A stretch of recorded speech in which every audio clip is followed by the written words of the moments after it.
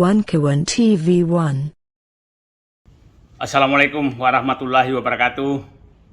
31 Desember 2024, bangsa Indonesia bagaikan kena petir di siang bolong karena lembaga OCCRP mengumumkan mantan Presiden Jokowi sebagai finalis pemimpin terkorup 2024. Dan banyak yang kaget, tapi saya salah seorang yang tidak kaget karena saya memang menduga bahwa korupsi Indonesia selama pemerintahan Jokowi memang sangat-sangat marak. Nah, kemarin mantan Presiden Jokowi juga sudah memberikan klarifikasi dan seakan menantang. Tantangannya ada 4. 1, silahkan buktikan. 2, apa yang saya korupsi. 3, ini framing jahat. Yang keempat, agar ini diproses hukum saja. Nah, itu kita sekarang mau bantu rakyat untuk mengetahui apakah betul Presiden Jokowi melakukan korupsi seperti yang dituduhkan tersebut.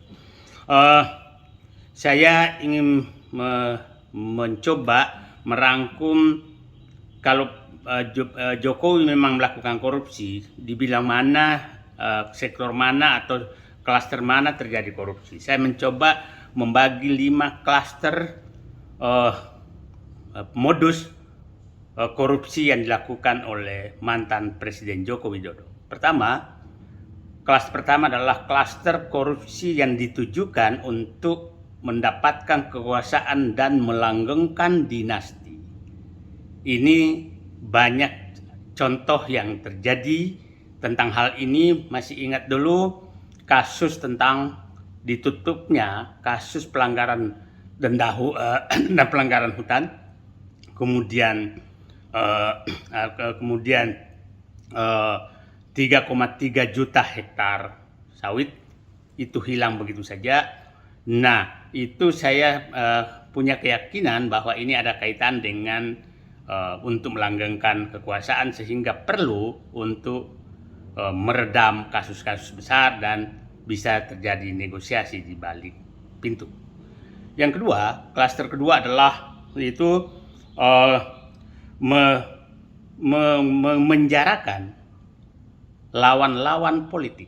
Itu klaster korupsi kedua. Kita masih ingat bagaimana kasus-kasus menteri-menteri yang terlibat tahu-tahu dihilangkan begitu saja, dan itu sudah diperiksa tapi tidak dilanjutkan. Itu adalah istilahnya korupsi sprindik. Masih ingat kasus impor garam, minyak goreng, HPH, kemudian kasus BTS dan berbagai kasus lain yang menguap begitu saja. Dan masih ingat kasus penggantian Ketua Umum Partai Golkar yang karena isu semua bahwa itu ada 11 sprindik. Itu korupsi klaster kedua. Korupsi klaster ketiga adalah ini ambisi pribadi. Ada 2 subklaster di sini. Klaster pertama adalah ingin punya legacy. Seakan-akan presiden berhasil tapi merugikan rakyat. Contohnya membangun kereta api cepat, membangun infrastruktur yang sangat mahal yang menyebabkan BUMN bangkrut, rakyat mengalami kerugian, membangun IKN, dan membangun bandara-bandara yang tidak sama sekali dibutuhkan demi ambisi pribadi Jokowi. Ambisi pribadi kedua adalah terkait dengan keluarga. Masih ingat kita terkait dengan kasus penyelundupan nikel yang disebutkan oleh almarhum Faisal Basri melibatkan Airlangga Hartarto dan Bobi Nasution. Kemudian kasus Blok Medan dengan berbagai kasus. Yang keempat adalah klaster penggunaan uang negara untuk menyogok rakyat. Utang BUMN, utang negara sangat naik karena betul-betul digunakan untuk membuat bansos pencitraan yang sangat banyak. Yang dilakukan itu dalam rangka menyogok rakyat. Itu klaster keempat. Klaster kelima yang terakhir adalah klaster korupsi dengan menyogok oligarki. oligarki kita tahu bahwa ini betul-betul menjadi penyokong utama kekuasaan Jokowi dan dinasti Jokowi selama 10 tahun. Mereka lah yang mendapatkan fasilitas di berbagai tempat, di pertambangan, di perkebunan, di macam-macam.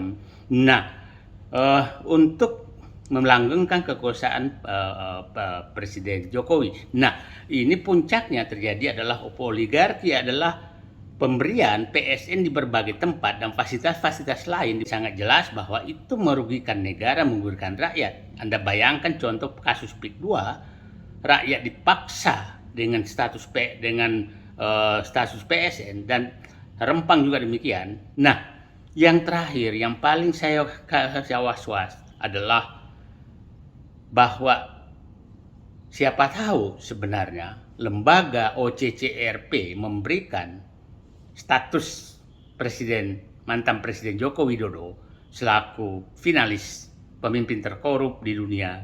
Siapa tahu mereka memiliki data lengkap terhadap korupsi atau korupsi yang dilakukan dan disembunyikan di luar negeri. Ini yang paling was-was. Kalau itu terjadi, maka memang kita anggap bahwa siapa tahu 1 Januari 2025 OCCRP menyelamatkan negeri ini dengan membuka selebar-lebarnya korupsi yang sudah terjadi selama pemerintahan Joko Widodo. Tunggu edisi berikutnya. Terima kasih. Assalamualaikum warahmatullahi wabarakatuh.